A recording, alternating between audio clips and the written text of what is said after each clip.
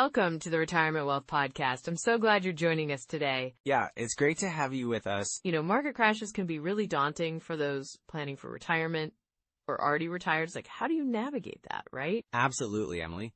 It can feel overwhelming, but there are strategies we can discuss today that can really help. Exactly. We'll cover some key points on how to invest wisely during those turbulent times.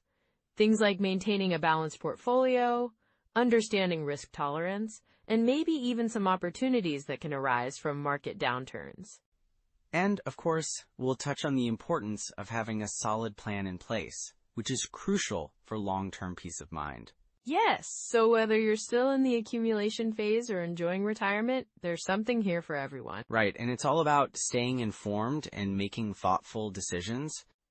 All right, let's dive in. What's the first thing you think folks should keep in mind when a market crash hits?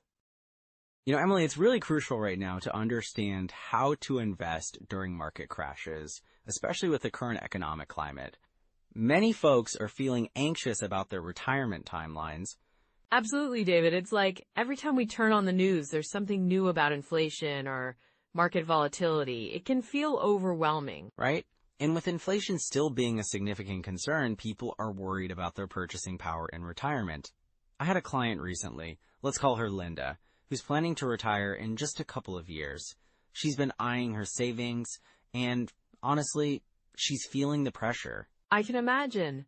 It's tough when you're so close to retirement and the market starts to dip. What did she say? Well, Linda pointed out that prices for everyday essentials have gone up, and she's worried that her retirement funds won't stretch as far as she thought. It's a valid concern, especially when you consider how long retirement can last, sometimes 20 or even 30 years. That's a long time to plan for. And when inflation is high, it kind of changes the game, doesn't it? Exactly. And then there's market volatility on top of that. Just look at the recent fluctuations. I've had several clients reach out, anxious about their investment portfolios. They see red on their statements and start to panic. Yeah, I think a lot of people forget that investing is a long-term game. It's not just about what happens in the next quarter or year. Right, and it's important to have a strategy that can weather these storms. For example, another client of mine, let's call him Tom, was really shaken after the last market dip. But instead of selling off his investments in panic, we talked about staying the course and diversifying his portfolio to include some safer assets. That's smart. It's about finding that balance, isn't it, between growth and protecting what you already have. Exactly. And this leads us to the emotional side of financial security and retirement. It's more than just numbers on a spreadsheet. It's about peace of mind. When people see their investments drop, it can create a lot of stress and uncertainty, which isn't good for anyone, especially as they head into retirement. Definitely. I think a lot of people underestimate the emotional toll that financial uncertainty can take. It affects everything, from health to relationships. Yes! And then there's the reality of healthcare costs. A lot of folks don't realize how significant those can be in retirement. I mean, with medical expenses rising, it can eat into a retirement budget faster than you think. That's true. It's not just about having enough saved. It's about knowing how to allocate those savings effectively. Exactly. And with the changes happening around Social Security, people are also uncertain about how to factor that into their retirement income. Some are delaying benefits, trying to maximize what they'll receive. But that requires careful planning, especially in the context of a volatile market. Right. And I think it's also worth mentioning legacy planning. Many retirees want to leave something for their loved ones, but if they're not careful with their investments, they could end up diminishing that legacy. Yes, that's a big consideration. I've had clients who, while they're planning for their retirement, also want to ensure they're leaving a financial cushion for their children. They don't want to be in a position where they're depleting their assets too quickly. That's a great point. And with current economic trends, you really have to be strategic about how you invest. It's not just about growing your wealth. It's about protecting it and ensuring it lasts through retirement and beyond. Absolutely. And the thing is, we can't predict market crashes. What we can do is prepare for them. It's about having a plan that's flexible enough to adapt to changing conditions. And that means looking at tax efficiency too. Right! Taxes can really eat into retirement savings if you're not careful.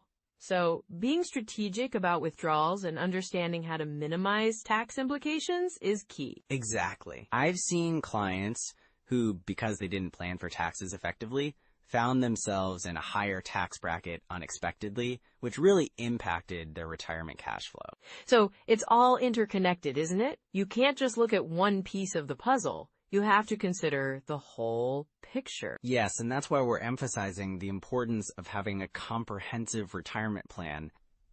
Whether it's adjusting your investment strategy during market downturns, planning for healthcare costs, or being mindful of taxes, it all plays a role in ensuring a secure retirement. So it sounds like there are some core strategies we can discuss that might help our listeners navigate these challenges effectively. Absolutely. Let's dive into those strategies next. They can make a real difference in how someone approaches their retirement planning during uncertain times. So let's dive into some practical strategies for investing during market downturns, Emily. Absolutely, David. I think one of the first things to remember is that market crashes can be unsettling, but they also create opportunities, right? Exactly. One of the core strategies is to stick to your long-term investment plan. You know, it's easy to get caught up in the panic, but those who have a solid plan, like a diversified portfolio, tend to weather the storm better. Diversification, that's a big one. Can you explain how that works in practice? Sure. A good rule of thumb is the 70-30th portfolio. It means putting about 70% of your investments in stocks for growth and 30% in bonds for stability. When the market dips, your bonds can help cushion the blow. Right, and that balance can help with both risk and potential returns. But what about tax-advantaged accounts like 401ks and IRAs? Great point. Look, if you have a 401k or an IRA, you want to take advantage of those tax benefits. For instance, with a traditional IRA, you can defer taxes until you withdraw funds, which is usually in retirement when your income may be lower. And with a Roth IRA, you pay taxes up front, but then you can take tax-free withdrawals in retirement, right? Exactly. So if you're investing during a market downturn, you might consider contributing to a Roth IRA while the market is low. You'd be paying taxes on a lower asset value, which can be beneficial in the long run. That makes a lot of sense. So, if someone is contributing to their retirement accounts during a crash, they're essentially buying stocks at a discount? Yes, precisely. It's like having a sale on your future retirement savings. And of course, you want to keep an eye on your asset allocation. Speaking of which, how often should someone review their asset allocation? It's typically a good idea to review it at least once a year, or after a significant market event.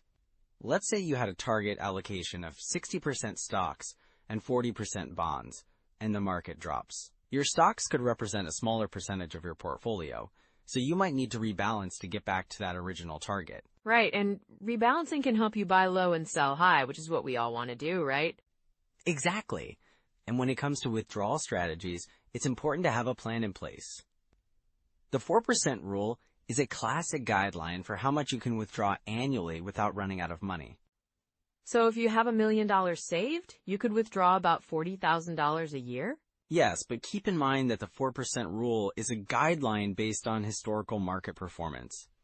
In a down market, you might want to adjust that withdrawal rate to avoid depleting your assets too quickly. I see. And what about the bucket strategy? I've heard that's another way to approach withdrawals. The bucket strategy segments your retirement savings into different buckets based on when you'll need the funds. You might have a short-term bucket with cash or bonds for immediate needs, a medium-term bucket with conservative investments for the next few years, and a long-term bucket with stocks for growth. That sounds like a smart way to manage risk while still planning for the future. It really is. You can ride out the market fluctuations with the long-term bucket, while relying on the short-term bucket for income. And that buffer can really help avoid panic selling during a downturn, right? Absolutely. Speaking of which, let's touch on real estate as part of a diversified portfolio. Some retirees consider investing in rental properties or REITs. Real estate investment trusts, right? They can provide income and potentially appreciate in value. Yes, they're a great way to get exposure to real estate without having to manage physical properties. Plus, they can provide some diversification beyond stocks and bonds.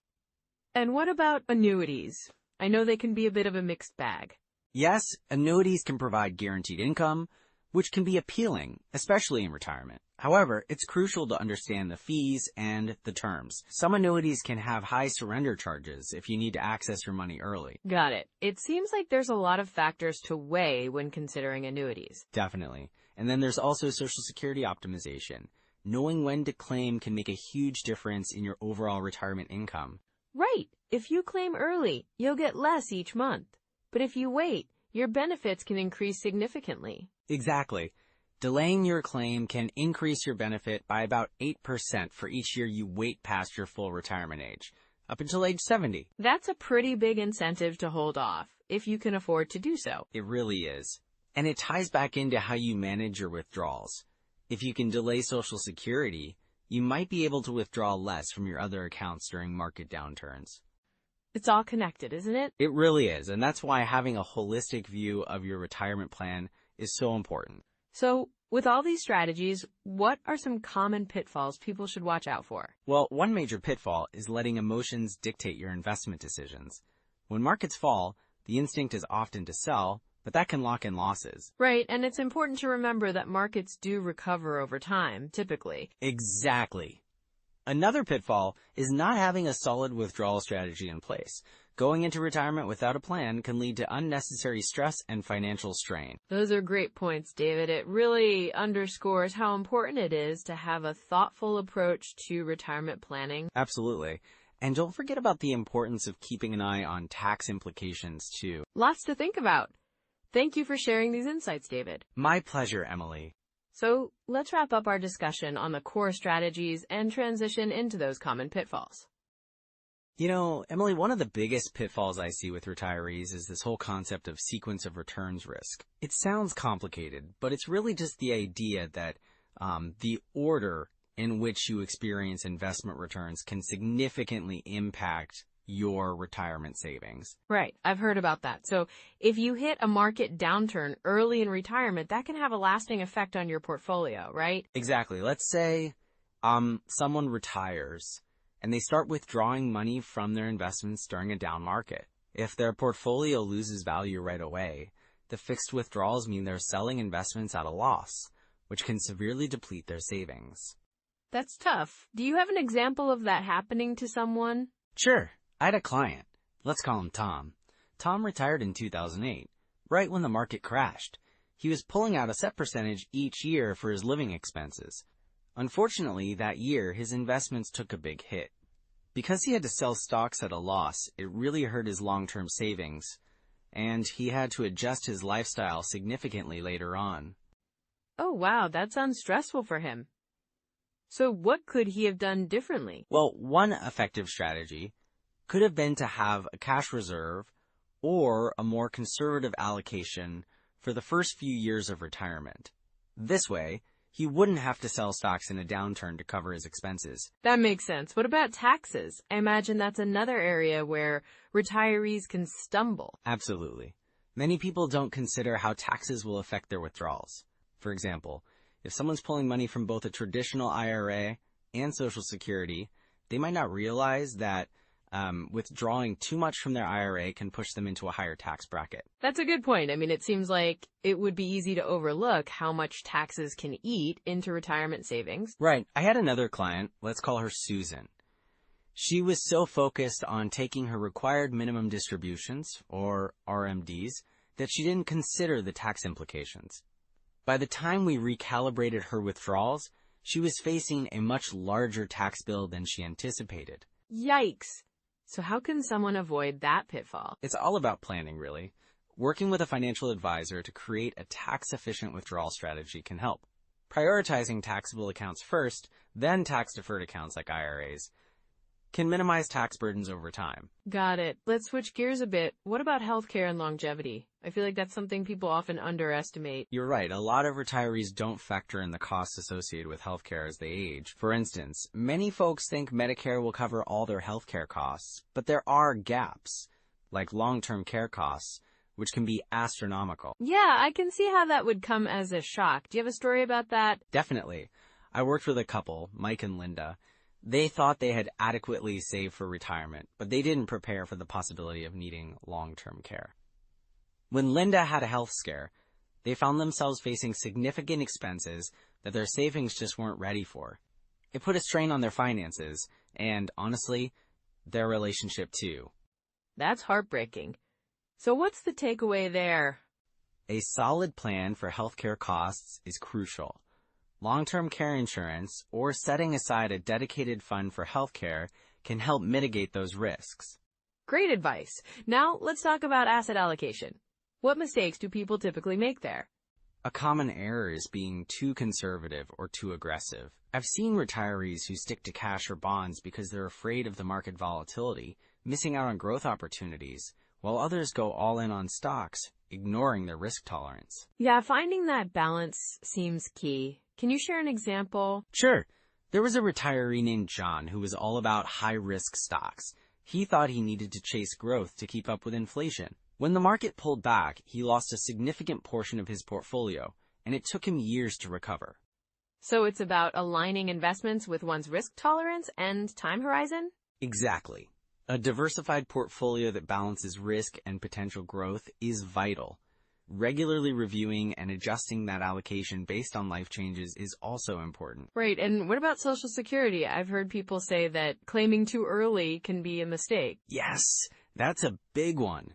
Many retirees claim Social Security as soon as they can, which at age 62, but that can reduce their benefits significantly. I had a client named Karen who claimed early because she thought she needed the income. If she had waited just a few years, her monthly benefits would have increased substantially. Wow, that could have made a big difference for her. It really would have.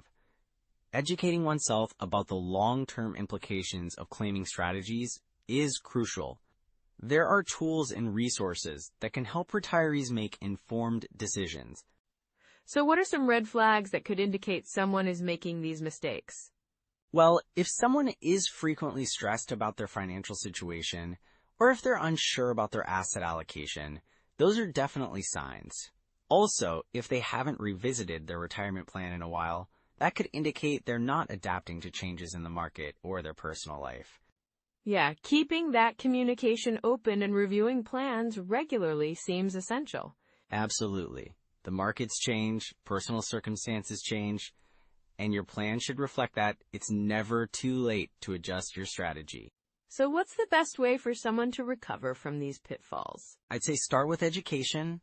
Understanding the fundamentals of retirement planning is key. Working with a financial advisor can also help you get back on track, especially if you've experienced setbacks. And remember, it's all about having a flexible plan. Great advice, David. It sounds like a proactive approach is the way to go. Definitely. And the earlier you spot these issues, the easier it is to correct them. Well, this has been really enlightening. I think listeners will appreciate knowing what to watch for and how to avoid these common mistakes. It's all about empowering people to take control of their retirement journey, and it's never too late to make a change. Absolutely. Let's wrap this up and talk about next steps for our listeners. So now that we've talked about navigating market crashes, let's get into some immediate steps our listeners can take to really bolster their retirement plans. Yeah, I think that's super important. What's the first thing they should do? Well, one of the first things I recommend is to review your investment portfolio. You know, it's so easy to just set it and forget it, but checking in on it quarterly can make a big difference. Absolutely, and it doesn't have to be a huge time commitment, right? Just a quick look at how things are performing. Exactly. And if you notice something isn't working, like an underperforming fund, you can adjust. It's about being proactive. And for those who might feel overwhelmed by the numbers, there are some great online tools out there, right? Yes. Tools like Vanguard, Fidelity, or Schwab offer retirement calculators that can help you project how your investments might perform over time. They're user-friendly and can give you a clearer picture of your retirement savings. That's a great point. Plus, using those tools can help you visualize the impact of your investment decisions. Right, and speaking of tools, I'd also encourage listeners to check out ssa.gov. It's a fantastic resource for understanding your Social Security benefits, which is a big part of retirement planning. Oh, definitely. Knowing how much you can expect from Social Security is crucial. And what about tax considerations? Great question. Using tax software, especially during market downturns, can really help you understand how to optimize your tax situation. Like capital gains or losses. Yeah, I think many people don't realize how much taxes can impact their retirement income. Exactly, and it's worth consulting with a tax professional if you feel uncertain. Sometimes these professionals can identify savings that you might not even be aware of. And what about habits? What are some small, manageable changes folks can start today? One habit I suggest is to run retirement projections regularly. Even if it's just once or twice a year, seeing how you're tracking can motivate you to stay on course. That's a great idea. And it can also highlight if you need to adjust your savings rate or investment strategy. Right. And another small habit is to stay informed. Listen to retirement-focused podcasts or read books on financial planning. There are so many resources out there that can empower you. Any specific recommendations you have in mind? Sure. The Boglehead's Guide to Investing is a classic. It breaks down investing principles in a really digestible way. And for podcasts, the Retirement Answer Man is a great one for actionable tips. Those sound like excellent resources. And I think the key takeaway is to just keep learning and adapting. Absolutely. It's never too late to improve your plan, even if you're already in retirement. So true. And I love how these steps can feel less daunting when broken down into small actions. Exactly. And remember, even if the market's volatile, having a plan and sticking to it can really help you weather the storm. Definitely. And that's where tools and resources come into play.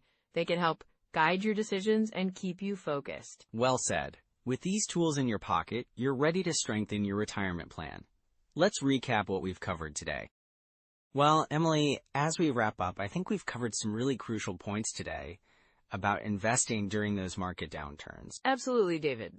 So let's recap a few key takeaways for our listeners. First off, having a well-diversified portfolio is essential. It helps cushion the blow when markets get rocky, right? Yeah, and then there's the importance of staying calm and not making impulsive decisions.